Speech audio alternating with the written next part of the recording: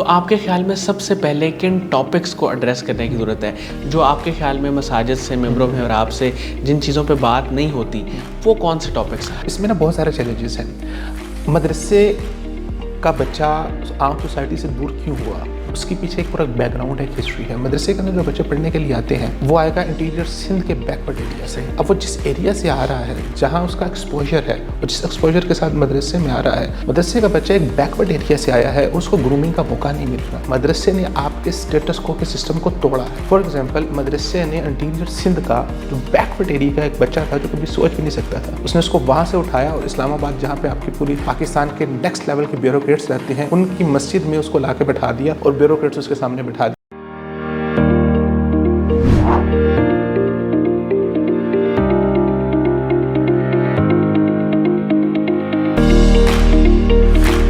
السلام علیکم ناظرین، شیئرنگ آف پروفیشنل وزڈم کے ساتھ میں ہوں آپ کا میزبان علی رحمان خالد.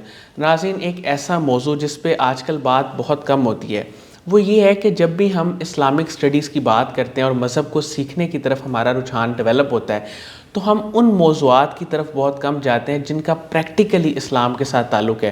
وہ سیرہ کے پریکٹیکل جو پہلو ہیں یا اس کے علاوہ قرآن پاک کی جو عملی تعلیمات ہیں ان پہ گفتگو کیوں نہیں کی جاتی، اور اگر کی بھی جاتی ہے تو اس طرح سے کیوں نہیں کی جاتی کہ لوگ اس پہ عمل کرنے کی طرف لوگوں کو ترغیب دلائی جائے. اس پہ آج ہم بات کریں گے. ہمارے ساتھ ایک بہت ہی پیارے مہمان موجود ہیں، عبید الرحمان شفیق صاحب. انہوں نے اپنی گریجویشن اسلامک یونیورسٹی آف مدینہ سے کی. اس کے علاوہ یہ رفا انسٹیٹیوٹ میں بطور لیکچرار بھی پڑھا رہے ہیں اور اس کے ساتھ ساتھ المدرار انسٹیٹیوٹ میں بطور انسٹرکٹر کام کر رہے ہیں. ہم ان سے جانیں گے کہ ان کا صرف اسلامک اسٹڈیز کا ایکسپیرینس نہیں ہے بلکہ کارپوریٹ سیکٹر میں مارکیٹنگ کا، ڈیجیٹل مارکیٹنگ کا، ٹریننگز کا، لیڈرشپ کا، ان ساری چیزوں کا بھی ایکسپیرینس ہے. اور پلس یہ بہت سارے ٹی وی چینلز پہ پروگرام کر چکے ہیں. پیغام ٹی وی پہ بہت ان کے پروگرامز ہیں. ہم ان سے جاننے کی کوشش کریں گے کہ جو زندہ موضوعات، پریکٹیکل ٹاپکس، ان پہ بات کیوں نہیں کی جاتی اور کس طرح ان پہ بات کی جا سکتی ہے. السلام علیکم سر، کیسے ہیں آپ؟ وعلیکم السلام. سر میں آغاز یہاں سے کروں گا کہ آپ نے ماشاءاللہ بڑی ورسٹائل آپ کی ڈگریز ہیں. شریعہ لاء کو آپ نے پڑھا، اسلامک اسٹڈیز کو آپ نے پڑھا اور پھر اس کے ساتھ ساتھ ڈیجیٹل مارکیٹنگ کے بھی کانسیپٹس کو آپ نے پڑھا. اس کے پیچھے کیا ریزن تھی؟ بسم اللہ الرحمن الرحیم. فرسٹ آف آل میں علی بھائی آپ کا بہت مشکور ہوں اور دین پھر قاسم علی شاہ فاؤنڈیشن کا بہت مشکور ہوں کہ انہوں نے مجھے یہ موقع دیا اور آج یہاں پر آپ کے آڈینس کے ساتھ کچھ ہم بات کر سکتے ہیں. اچھا، بیفور دیٹ آپ نے کافی ساری چیزوں کے اوپر آپ نے بات کی ہے. سو میں چاہتا ہوں کہ میں تھوڑا سا اپنی ہسٹری آپ کے ساتھ شیئر کر دوں تاکہ اس سے اندازہ ہو جائے گا کہ میں کس بیک گراؤنڈ سے آ رہا ہوں اور میں نے یہ چیزیں کیسے فیس کی، کیسے میں نے ان سب چیزوں کو فیل کیا اور پھر میں نے کس طرح ڈائیورسڈ فیلڈ کے اندر میں نے کام کرنے کا سوچا اور اس کو میں نے اختیار کیا. سو جو میرا اپنا پرسنل بیک گراؤنڈ ہے وہ کسی بھی ایک ٹریڈیشنل اسلامک فیملی کے ساتھ نہیں ہے. ہماری صورتحال بھی اس طرح سے تھی جس طرح سے عام لوگ ہوتے ہیں جو دنیا کے اندر مگن ہوتے ہیں، اور ان سب فیملی کے اندر جو سب سے زیادہ آپ سمجھ لیں کہ ماڈرن فیملی وہ ہماری ہوا کرتی تھی. My mother was a beautician at that time. ان کے پاس کچھ اداکارائیں ہوتی تھیں، ایکٹریسز ہوتی تھیں جو کام کرنے کے لیے آتی تھیں. میری اکثر فیملی کچھ باہر امریکہ میں ہے، کینیڈا میں ہے، اور میرا بھی یہ تھا کہ میں نے آگے او لیولس کے بعد اپنی ہائر ایجوکیشن کے لیے باہر جانا تھا. بٹ ایک حدیث میں آتا ہے، رسول اللہ صلی اللہ علیہ وسلم نے فرمایا من یرید اللہ بہ خیرا یفقہہ فی الدین. اللہ تعالیٰ جس انسان کو پسند کر لیتے ہیں پھر اللہ تعالیٰ اس کو دین کی سمجھ بوجھ عطا کر دیتے ہیں. تو شاید کوئی عمل اللہ تعالیٰ کو پسند آ گیا اور اللہ تعالیٰ نے دین کی سمجھ کی طرف لگا دیا. تو لانگ اسٹوری شارٹ، میرا جو اسٹارٹ ہوا تھا وہ ہوا اسکول سے. میں آپ کو اسکول سے بتاؤں، جب I was in 9th grade میں تھا، 7, 8, 9 گریڈ میں تھا، ایٹ دیٹ ٹائم ہمارے گھر کے اندر شفٹ آیا. سو ہم ایک پراپر، آپ سمجھ لیں کہ ایک پراپر ماڈرن فیملی سے شفٹ ہوئے ٹورڈ اسلامک فیملی کی طرف. تو دین پریکٹسنگ اسلامک فیملی کی طرف ہمارا شفٹ ہوا. سو ایٹ دیٹ ٹائم میرا جو ایک سرکل تھا، فرینڈ سرکل تھا، فیملی سرکل تھا، وہ بہت ڈفرینٹ تھا. اور اب میں پراپرلی پھر مدرسہ کی طرف آ گیا، قرآن مجید حفظ کیا اور پھر میں نے اپنے آپ کو وقف کیا اس کام کے لیے کہ میں دین کو پڑھوں اور دین کے لیے اپنی زندگی کو وقف کروں. تو ایک فرینڈ سرکل میرا بہت ڈفرینٹ تھا. ایک نئے سرکل میں جہاں پر میں آیا تھا وہ بالکل ڈفرینٹ تھا اور مجھے یہ فیل ہو رہا تھا کہ ان دونوں کے بیچ میں گیپ بہت زیادہ ہے. ہمارے ہاں سوسائٹی کو آگے لے کے جانا اور سوسائٹی کی بات کرنا اور سوسائٹی کے جو ٹاپکس ہیں وہ بالکل ڈفرینٹ ہیں، اور جو مدرسہ کے اندر ٹاپک ڈسکس ہو رہے ہیں وہ بہت ڈفرینٹ ہے. تو ایک بہت نا پین کا پیریڈ میں نے گزارا ہے کہ کس طرح سے ان دونوں برجز کو آپس میں ملایا جا سکتا ہے اور کس طرح اس گیپ کو ختم کیا جا سکتا ہے. اور آفٹر دیٹ پھر میں نے اپنی لائف کا ویژن ہی یہ بنایا کہ وہ جو پین کا پیریڈ میں نے گزارا ہے اور وہ جو سولوشن ہے کہ کس طرح سے اس گیپ کو کم کیا جا سکتا ہے, اس کے لیے میں نے اپنی لائف کو وقف کیا. اور پھر اسی کا ہی یہ آپ سمجھ لیں کہ اسی کا ہی ایک آگے سٹیپ تھا کہ جب میں نے اسلامک ایجوکیشن لینے کے ساتھ ساتھ بہت سی کارپوریٹ کمپنیز کے ساتھ بھی کام کیا, کارپوریٹ ایجوکیشن بھی لی, ایکسپیرینسز بھی لیے. اینڈ رائٹ ناؤ ابھی بھی میری پرسنالٹی کی دو سائڈس ہیں, جہاں پر ایک میری سائڈ ہے جو ایک پراپر ٹریڈیشنل اسلامک سائڈ ہے, جہاں پر ہم وہی ٹریڈیشنل ٹاپکس اور ان کو علم کو پڑھانا اور علم کو آگے لے کے جانا. دوسری سائڈ کارپوریٹ کی ہے, جہاں پر ہم کارپوریٹ کمپنیز کے اندر بھی ڈفرینٹ چیزوں کے اوپر کام کر رہے ہوتے ہیں. سو گیپ ہے بیچ میں, اس گیپ کو فلفل کرنے کی ضرورت ہے. وہ گیپ فلفل کیسے ہوگا؟ جیسے آپ نے بہت خوبصورت بات کہی کہ سیرت کے مختلف پریکٹیکل پہلو ہیں جن کے اوپر بات ہونی چاہیے. سو ہمارا بلیو یہی ہے کہ آج کل کے دور میں جو دین اصل میں نا اسلام کا جو کنسیپٹ ہے اس میں دین اور دنیا الگ نہیں ہے. بالکل ایسا, میری دین ہی دنیا ہے اور میرا دین ہی میری دنیا ہے, کوئی فرق نہیں ہے ان دونوں میں. رائٹ ناؤ ہوا یہ ہے کہ یہ دونوں پاتھ وے الگ ہو چکے ہوئے ہیں. سو نیڈ یہ ہے ایسے لوگ سامنے آئیں جو ان دونوں پاتھ ویز کو, جو سیرت کی بات کہی ہے اس کو ہم کہتے ہیں علی منہاج النبوہ, جو نبی صلی اللہ علیہ وسلم کا طریقہ کار تھا, یہ جو الگ ہو چکے ہیں دو ویز, ان کو پھر نبوت کے طریقہ کار کے مطابق سیرت کی روشنی میں آپ صلی اللہ علیہ وسلم اور پھر آپ کے بعد آپ کے صحابہ کی جو طریقہ کار رہا اس کی روشنی میں اس لائن کو ایک یکجا کیا جائے گا اور پھر ہم اپنے سولوشنز کی طرف آئیں گے. سر اگر ہم اس کو سٹارٹ کرنا چاہیں, یعنی کہ اس کو ایک پروجیکٹ سمجھ لیں تھوڑی دیر کے لیے, اگر ہم اس پہ کام شروع کریں تو آپ کے خیال میں سب سے پہلے کن ٹاپکس کو ایڈریس کرنے کی ضرورت ہے جو آپ کے خیال میں مساجد سے, ممبروں محراب سے جن چیزوں پہ بات نہیں ہوتی, وہ کون سے ٹاپکس ہیں؟ علی بھائی ٹاپکس جو ہے نا یہ بہت بات کی بات آ جاتی ہے. آپ بھی ماشاء اللہ سے بتا رہے تھے آپ کا بھی MBA سے تعلق ہے. سو جب کوئی بھی پروجیکٹ ہم لیتے ہیں اور اس کے اوپر ہم کوئی اسٹریٹجی ڈیزائن کرنے لگتے ہیں تو سب سے پہلے ہم اس کا اسٹیم کرتے ہیں, بالکل اس کا انالیسس کرتے ہیں کہ اس کی اسٹرینتھ کیا ہے, اس کی ویکنیسز کیا ہے, SWOT انالیسس کرتے ہیں اس کا. سو اگر میں اس پورے پروجیکٹ کا SWOT انالیسس کروں نا تو اس میں نا بہت سارے چیلنجز ہیں. مدرسے کا بچہ عام سوسائٹی سے دور کیوں ہوا, اس کے پیچھے ایک پورا بیک گراؤنڈ ہے, ایک ہسٹری ہے. مدرسے کے اندر جو بچے پڑھنے کے لیے آتے ہیں, کیونکہ میں تو وہاں پر رہا ہوں, میں نے تو چٹائیوں پہ بیٹھ کے پڑھا ہوا ہے اور میں نے اس ماحول کو بہت قریب سے دیکھا اور میرے لیے بہت محبت بھی ہے مدرسے کے لیے اور اس کے لیے میرے دل میں درد بھی ہے بہت زیادہ. مدرسے کا بچہ آتا ہے آپ کے گاؤں دیہات کے بیکورڈ ایریا سے, وہ آئے گا انٹیریئر سندھ کے بیکورڈ ایریا سے. اب وہ جس ایریا سے آ رہا ہے, جہاں اس کا ایکسپوجر ہے اور جس ایکسپوجر کے ساتھ مدرسے میں آ رہا ہے, آپ ماشاء اللہ ایک اچھی یونیورسٹی میں پڑھے ہیں اور ہمارے بہت سارے لوگوں کو موقع مل جاتا ہے, وہ اچھی یونیورسٹیز میں پڑھتے ہیں, ان کو ایکسپوجر ملتا ہے, ان کو ماحول ملتا ہے. آپ ابھی قاسم علی شاہ فاؤنڈیشن کے اندر ہیں, آپ کو گرومنگ کا موقع مل رہا ہے. مدرسے کا بچہ ایک بیکورڈ ایریا سے آیا ہے اور اس کو گرومنگ کا موقع نہیں مل رہا. پھر آپ ایک یونیورسٹی کو دیکھیں, یونیورسٹی کے جتنا ایک ڈپارٹمنٹ کا جتنا بجٹ ہوگا نا سال کا یا مہینے کا جتنا بجٹ ہوگا, مدرسے کے پورے سال کا اتنا بجٹ ہوتا ہے. اپرچونٹیز کی وہاں پر کمی ہے. مدرسے نے کیا کیا ہے, مدرسے نے آپ کے اسٹیٹس کو کے سسٹم کو توڑا ہے. فار ایگزامپل مدرسے نے انٹیریئر سندھ کا جو بیکورڈ ایریا کا ایک بچہ تھا جو کبھی سوچ بھی نہیں سکتا تھا, اس نے اس کو وہاں سے اٹھایا اور اسلام آباد جہاں پہ آپ کی پوری پاکستان کے نیکسٹ لیول کے بیوروکریٹس رہتے ہیں, ان کی مسجد میں اس کو لا کے بٹھا دیا اور بیوروکریٹس اس کے سامنے بٹھا دیا اور ان کو وہ امامت بھی کرا رہا ہے اور ان کو وہ خطابت بھی دے رہا ہے. کتنا بڑا سسٹم کا چیلنج جو ہے نا مدرسے نے اس کو توڑا ہے. تو مدرسے کے بچے کا ایک چیلنج ہے, اس کے پاس وسائل کی کمی ہے, اس کے پاس ایکسپوجر کی کمی ہے, اس کے پاس فنڈز کی کمی ہے, اٹسیلف مدرسے کے پاس فنڈز کی کمی ہے. اس سب ماحول کے اندر مدرسے کے بچے کی گرومنگ اس طرح سے نہیں ہو پاتی جو ریکوائرمنٹ ہے ہماری سوسائٹی کے. ہم یونیورسٹیز میں ہیں, وہاں پر ہم نے کوئی بھی نیا پروجیکٹ لانچ کرنا ہوتا ہے, ایون کوئی کورس لانچ کرنا ہوتا ہے, تو ہم سب سے پہلے اس کے لرننگ آؤٹ کم ڈیفائن کرتے ہیں کہ آفٹر دیٹ, یہ میرا لیکچر ڈلیور کرنے کے بعد کیا میرا جو اسٹوڈنٹ ہے وہ کس ایبل ہوگا, اس کو یہ چیزیں آئیں گی. اوور آل تو ہمارے ایجوکیشنل انسٹیٹیوشن کے اندر بھی بہت زیادہ پرابلمس ہیں. ہم پاکستان کو بنے 75 ایئرز ہو گئے ہیں.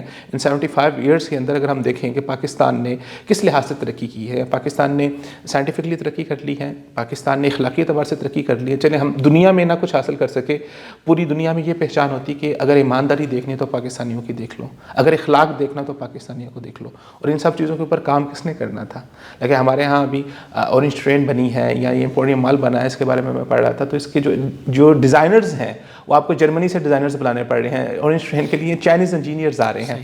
میرا کارپوریٹ کے ساتھ ایکسپیرینس رہتا ہے, لوگ کہتے ہیں نوکریاں نہیں ہیں, لوگ کارپوریٹس کہتی ہیں, کمپنیز کہتی ہیں آپ ہمیں اچھا ریسورس لا کے دے جو ہمارے لیے یوزفل ہو, ہم اس کو رکھنے کے لیے تیار ہیں. سو دیر از اے گیپ ہے بٹوینز کہ انجینئرز ہمارے گریجویٹ ہو جاتے ہیں اینڈ آفٹر دیٹ جب ان کو انڈسٹری میں مشین کے اوپر کھڑا کیا جاتا ہے they don't know how to اس کو کیسے فنکشنل کرنا ہے. سو بہت ساری جگہوں پر بہت سارے گیپس ہیں.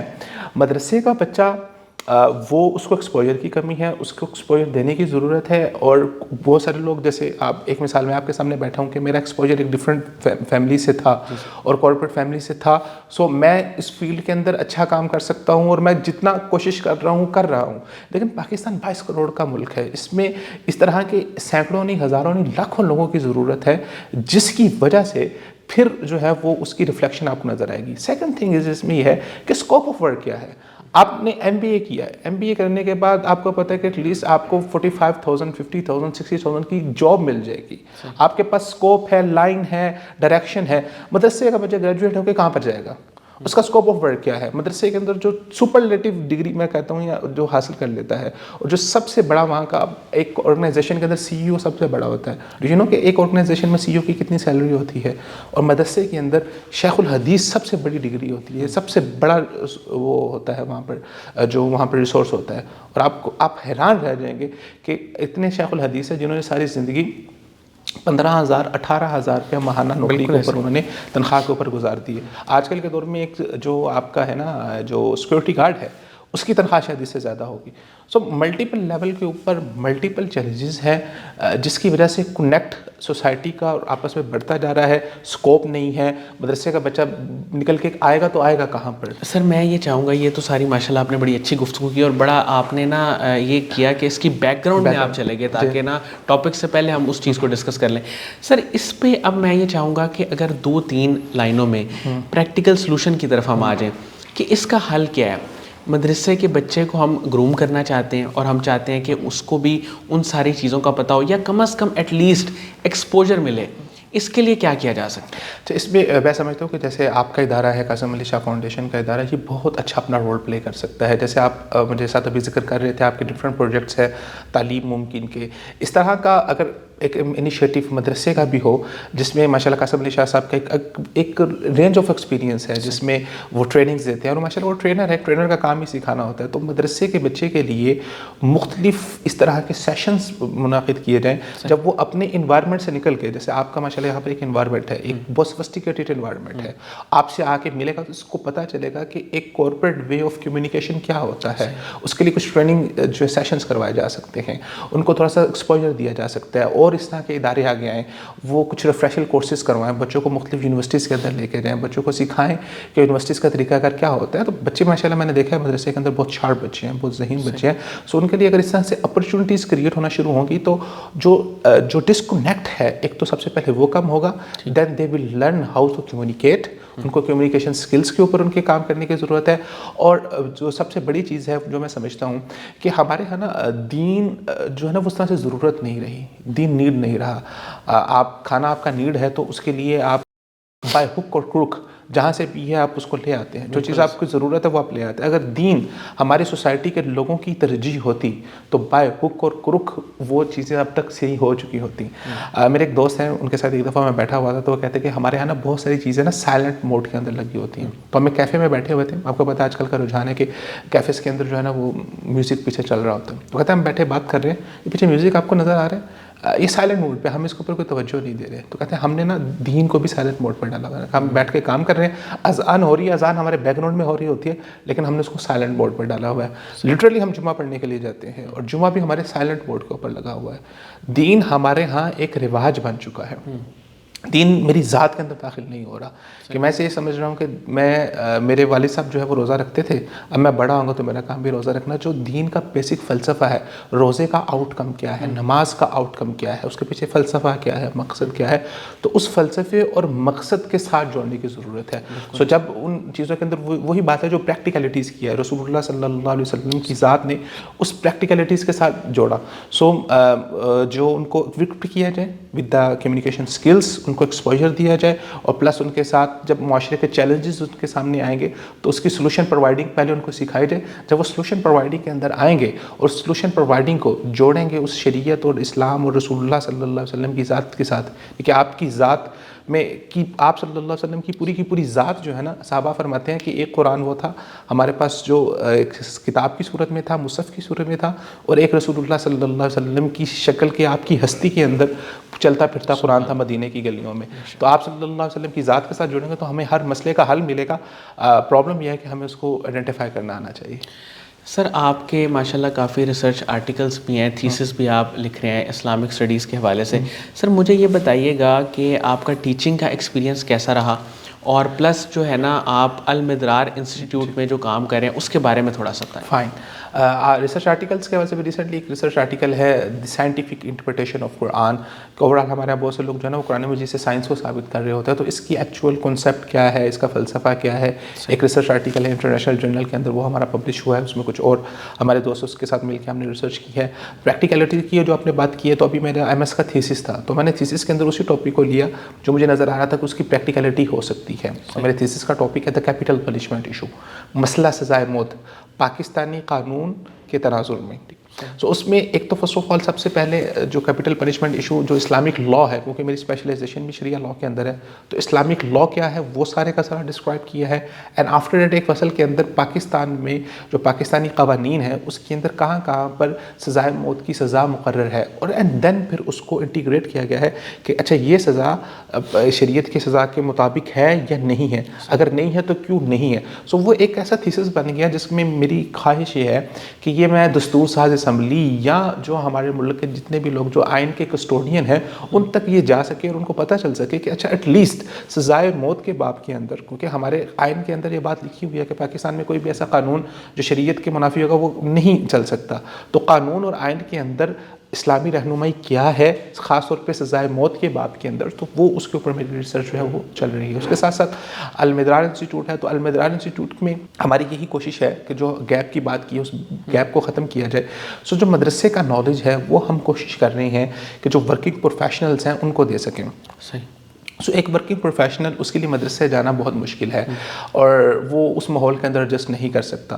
سو ہم نے ایک ایسا ماحول اچھا سا بنایا ہے جس میں ہمارے ساتھ ہر سیمسٹر میں on line around 600 to 700 students پوری دنیا سے جڑتے ہیں, اور جن کو وہی سلیبس جو مدرسے میں پڑھایا جاتا ہے ایک تھوڑا سا ان کے انداز کے مطابق آپ کو بتائے کہ ایک اچھا ورکنگ پروفیشنل ہے تو اگر آپ وہی بات اس کو ذرا تھوڑی سی اسٹرکچرڈ وے میں بتا دیں, آپ اس کی پی پی ٹی بنا دیں, پریزنٹیشن بنا لیں, اور جو ان کی کمیونیکیشنس کے جتنے بھی طریقہ کار ہیں تو وہ اس کے مطابق اس کے نوٹس بنا کے اس کے لرننگز آؤٹ کم بنا کے, تو وہ ہم ایک کام کر رہے ہیں الحمدللہ. اس میں ابھی تک جو ہے وہ اراؤنڈ 20,000 کے قریب اسٹوڈنٹس جو ہیں جو انٹرنیشنلی اسفوا کورس سے جو ہے وہ جو گریجویٹ ہو چکے ہیں. اسی طرح پھر ہمارے وہاں پر 1 day ورکشاپس ہوتی ہیں جس میں لیڈرشپ سے ریلیٹڈ ہے, and then strategic vision management, time management, communication skills کے اوپر اور ڈفرینٹ مختلف موضوعات کے اوپر ٹریننگز ہماری رہتی ہیں. ہاف ڈے کے سیشنز ہوتے ہیں, ڈفرینٹ حلقات ہوتے ہیں, ڈفرینٹ کاؤنسلنگ ہوتی ہیں. سو وہ گیپ جس حد تک ہم چاہ رہے ہیں کہ ہم فل کر سکتے ہیں اس میں الحمدللہ ایک بہت اچھی بات یہ ہے کہ اس پورے انسٹیٹیوٹ کے اندر ہمارے ساتھ جو پوری ٹیم جڑی ہوئی ہے وہ سب ایسے ہی ہیں کہ جو کسی نہ کسی جگہ پر کسی بیک گراؤنڈ سے آئے ہیں. اس میں ہمارے ساتھ جتنے بھی انسٹرکٹرس ہیں, کسی جو پہلے کوئی IBA یونیورسٹی میں پڑھتا رہا, کسی نے MP کیا, نے آفٹر دیٹ وہ مدرسہ کی طرف آئے اور پھر انہوں نے مدرسہ کا نالج لیا, تو وہ جو درد جس کی آپ بات کر رہے ہیں اس کو بہت اچھے طریقے سے سمجھتا ہے. تو اسی جو ہے وہ گیپ کو فل کرنے کے لیے کسی نہ کسی جگہ پر کوئی بھی ایفرٹ جو ہو سکتی ہے وہ الحمدللہ کرنے کی کوشش کر رہے ہیں. اچھا سر, آپ کی تھرو آؤٹ لائف انسپریشن کون لوگ رہے جن سے آپ نے انسپائر ہو کے بہت ساری چیزیں سیکھیں اور جنہوں نے سپورٹ سسٹم کے طور پہ بھی آپ کی زندگی میں رول پلے کیا؟ فائن.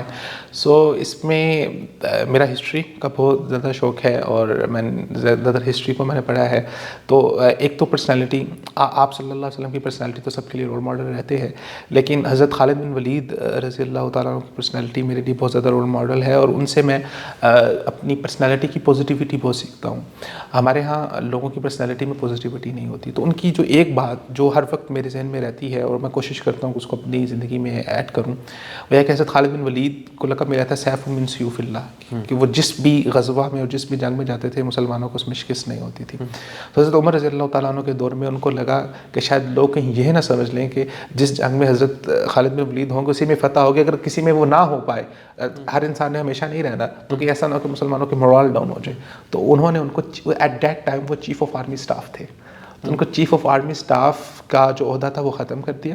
ان کا کہا کہ آپ آج سے چیف آف آرمی اسٹاف نہیں ہے. تو حضرت خالد بن ولید نے بہت خوبصورت بات کہی، تو انہوں نے کہا آپ نے مجھے چیف آف آرمی اسٹاف سے ختم کر دیا، کوئی ایشو نہیں، اب آپ ایسے کریں مجھے اجازت دیں میں ایک ادنا سپاہی کے طور پہ جا کے جو بارڈر ہے وہاں پر جا کر میں اپنی خدمات سر انجام دینا چاہتا ہوں.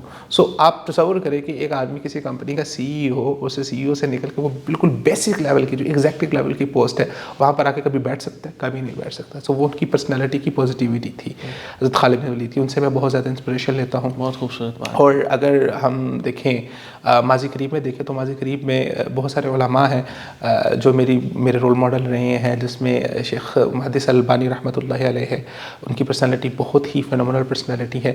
وہ بھی ایک واچ میکر ہوا کرتے تھے، گھڑی ساز ہوا کرتے، لیکن آفٹر دیٹ اس دور کے اندر جو ہمارے پاس احادیث پہنچی ہیں اور احادیث میں کہ کون سی حدیث صحیح ہے اور کون سی حدیث صحیح نہیں ہے اس کی ویریفیکیشن کے اندر ان کا بہت بڑا جو ہے نا وہ کام رہا ہے. تو شیخ البانی رحمۃ اللہ علیہ میری بہت زیادہ انسپریشن ہے. سر فیوچر میں آپ کے کیا گولز ہیں اور کون سی ایک دو چیزیں جو آپ فوری طور پہ آنے والے وقت میں کرنا چاہتے ہیں؟ فیوچر میں انشاءاللہ عزیز ایک تو ڈفرینٹ کچھ میرے کورسز ہیں، اور ایک میں چھوٹا سا اسٹارٹ اپ بھی اپنا رن کر رہا ہوں. اس میں ایک تو عین القلم کے نام سے میرا ایک اسٹارٹ اپ ہے جو بیسیکلی ای سنکرونائز کورسز کے اوپر ڈیولپ ہونے جا رہا ہے. تو اس میں ای سولوشنس کی طرف ہم جا رہے ہوں گے، خاص طور پہ اسٹوڈنٹس کے لیے ہی، کہ ان کو کس طرح سے کمیونیکیشن کو بہتر کر سکتے ہیں. پلس اس کے ساتھ جو ہے وہ میری اپنی کمپنی ہے، وہ الحمدللہ میں نے فارم کیا برانڈ ہائیوز کے نام سے، جو میرا ایکسپیرینس رہا سعودی عرب کے اندر بھی ڈیجیٹل مارکیٹنگ کا. وہاں پر ڈفرینٹ ملٹی نیشنل کمپنیز کے ساتھ میں نے ورک کیا. ایک پارٹ بیچ میں تھوڑا سا رہ گیا تھا کہ ایٹ دیٹ ٹائم میں جب مدینہ میں پڑھ رہا تھا تو وہاں پر ایک چیئر ہے وہ کرسی SME، تو وہ جو اسٹوڈنٹس کو وہ اسکالرشپ دیتی ہے، اور اسکالرشپ کی بیس کے اوپر ایک ڈپلوما ہے ویلی انٹرنیشنل USA کا دی لیڈرشپ چیلنجز کا، تو اس کی کئی $1000 کے اندر فیس ہے. سو وہ دا ویلی انٹرنیشنل کا جو وہ میں نے اسکالرشپ ون کی، I was one of those students. بہت کم اسٹوڈنٹس ہوتے ہیں جن کو وہ ملتی ہے.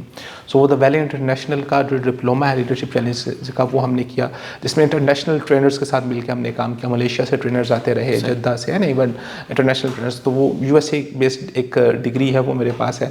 تو اس بیس کے اوپر بہت سارے ملٹی نیشنل کمپنیز کے ساتھ کام کیا. تو وہ جو ایکسپیرینس ہے میرا، اس کو میں یہ چاہ رہا ہوں کہ میں یہ سمجھتا ہوں کہ ان کمپنیز کے تھرو ہمارے یہاں بہت ساری کمپنیز مارکیٹنگ کرتی ہیں، اور ہم یہ دیکھتے ہیں کہ مارکیٹنگ میں بہت زیادہ ویلگیرٹی ہوتی ہے، اور وہ ویلگیرٹی کو پروموٹ کر کے مارکیٹنگ کر رہے ہوتے ہیں. سو میں یہ بلیو کرتا ہوں کہ ہم کریٹیو آئیڈیاز کے تھرو بھی مارکیٹنگ کر سکتے ہیں، جس میں آپ ویلگیرٹی کو پیچھے رکھ کے بھی آپ اپنا آئیڈیا جو ہے وہ آگے لا سکتے ہیں. اس میں بہت اچھی مثال جنید جمشید J. برانڈ کی، آپ کو نظر آئے گا کہ ان کی مارکیٹنگ اسٹریٹجی میں جو ہے وہ کسی جگہ پر ویلگیرٹی نہیں ہوتی، اور ماشاءاللہ they are doing very well, and one of the most جو پاکستان میں اچھے فلرش کرنے والے برانڈ ہیں ان میں ان کا شمار ہوتا ہے. سو وہ ہے کہ جو ڈفرینٹ ویز کے اندر مارکیٹنگ کے اندر آپ سولوشنس پرووائڈ کر سکے، مینجمنٹ کے اندر سولوشن پرووائڈ کر سکے، ٹریننگ میں سولوشن پرووائڈ کر سکے. ایک چھوٹی سی ایفرٹ ہے، کر رہے ہیں، انشاءاللہ لوگ ملتے جائیں گے، قافلہ بنتا جائے گا. سر قاسم علی شاہ صاحب کی فاؤنڈیشن اور ان کے لیکچرز کو آپ کیسے دیکھتے ہیں؟ اچھا، قاسم علی شاہ صاحب جو ہے ہمارے بہت عرصے سے میں ان کے ویڈیوز کو دیکھ رہا ہوں، اور ان کی بہت ساری ویڈیو سے میں نے بہت کچھ سیکھا بھی ہے، اور بہت ساری جگہ پر ہم نے ان سے انسپریشن بھی لی ہے. اللہ تعالیٰ قاسم علی شاہ صاحب کو جو ہے وہ مزید ترقی عطا فرمائے، اور جس طرح سے سوسائٹی کے اندر Qasim Ali Shah foundation different positivity کو پروموٹ کر رہا ہے، یہ ایک بہت بڑی بات ہے. ہمارے ہاں جو لوگ ہیں لوگ نا بہت نیگیٹیو ہو چکے ہیں. میں فیس بک دیکھتا ہوں، فیس بک پہ لوگ نیچے کومنٹس کر رہے ہوتے ہیں، اتنے نیگیٹیو کومنٹس، گالیاں اور گندے کومنٹس کر رہے ہوتے ہیں. آپ لیول آف نیگیٹیوٹی چیک کریں، اور اس لیول آف نیگیٹیوٹی کے اندر اگر آپ کوئی پازیٹیو کام کرنے جاتے ہیں نا تو لوگ آپ کو زیادہ تنقید کا نشانہ بنتے ہیں. اگر آپ برائی کریں گے، برائی کو پروموٹ کریں گے تو لوگ آپ کے پیچھے رہیں گے. سوشل میڈیا میں میرا کچھ تھوڑا سا کام رہتا ہے، تو میں یہ لوگوں کو اکثر کہتا ہوں کہ اگر آپ سوشل میڈیا پہ لوگوں کو مس گائڈ کریں گے نا، جتنا آپ اتنے زیادہ پاپولر ہوں گے. جتنا لوگوں کو آپ صحیح اور اوتھینٹک انفارمیشن دیں گے، لوگ آ کے آپ کا مذاق اڑائیں گے، لوگ آپ کے آ کے تان و تشنیع کا نشانہ بنائیں گے. سو ان سب چیزوں کو سامنے رکھتے ہوئے کہ آپ ایک بہت بڑا چیلنج لے رہے ہیں، تو میں سمجھتا ہوں کہ اگر کوئی بندہ ایسا انیشیٹو لیتا ہے تو اس کے پیچھے اس کی بہت اسٹرانگ ول پاور ہے. اینڈ آئی تھنک کہ Qasim Ali Shah and Qasim Ali Shah foundation one of those strong personalities جس نے سوسائٹی کے اندر پازیٹیو امیج کو پورٹرے کرنے کے اوپر وہ کام کر رہی ہے. جس میں آپ نے جیسے ذکر کیا تھا، آپ کا تعلیم ممکن کا project is a very phenomenal project, کہ ایک بندہ جو ہے وہ اس کے پاس جسٹ فار دا سے کہ اس کے پاس پیسے نہیں ہیں وہ اپنی تعلیم کو مکمل نہیں کر سکتا، اینڈ دین آؤ صلح کروائیں آؤٹ آف دی کورٹ. یہ ہماری سوسائٹی کا ایک بہت بڑھتا ہوا رجحان ہے جس کی وجہ سے ڈپریشن سوسائٹی میں آ رہا ہے. تو اس طرح کے جو پروجیکٹس ہیں جو سوسائٹی میں پازیٹیوٹی کریٹ کر رہے ہیں، میں دعا گو ہوں کہ اللہ تعالیٰ قاسم علی شاہ فاؤنڈیشن کو مزید ترقی عطا فرمائے اور مزید ہمت دے کہ وہ ان ایسے اور اچھے پروجیکٹس ہو جیسے میں نے ذکر کیا مدارس کے اسٹوڈنٹس کا، اس کے اوپر بھی آپ لازمی غور کیجیے گا. بہت بہت شکریہ عبید الرحمن شفیق صاحب، آپ نے ہمارے لیے ٹائم نکالا. ناظرین، مجھے امید ہے کہ ان کی گفتگو سے آپ نے بہت کچھ سیکھا ہوگا اور کس طرح انہوں نے روٹ کاز سے جو ہے نا وہ ایک پرابلم کو ایڈریس کیا، اس سے ہمیں بھی بہت کچھ سیکھنے کو ملا. آپ نے بھی بہت کچھ سیکھا، سمجھا اور سوچا ہوگا. اس کے ساتھ ہی اجازت دیجیے، اپنا بہت ہی خیال رکھیے گا. انشاءاللہ دوبارہ حاضر ہوں گے ایک نئے انٹرویو کے ساتھ. تب تک کے لیے اللہ حافظ.